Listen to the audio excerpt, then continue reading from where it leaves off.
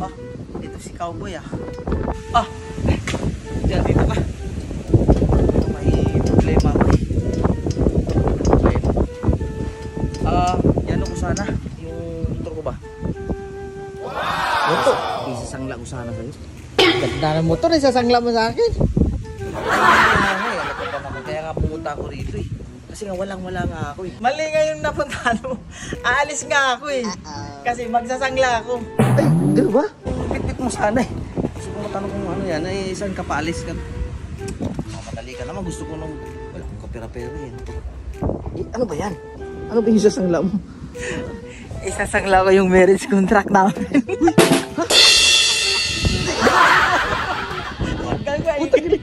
Akala ko pa naman yan yung isasangla mo. Hindi, alis lang ako kasi isasangla ko doon. Ay, teka lang ha. Saan ka pumunta?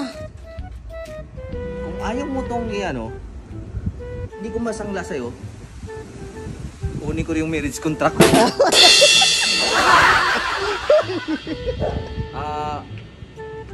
Sasabay ako sa'yo. Bibigay ko sa'yo mamaya yung marriage contract. Oo, kasi yung misis ko, hindi na kami magkaintindihan sa angla. Nagmamadali ka pa ha?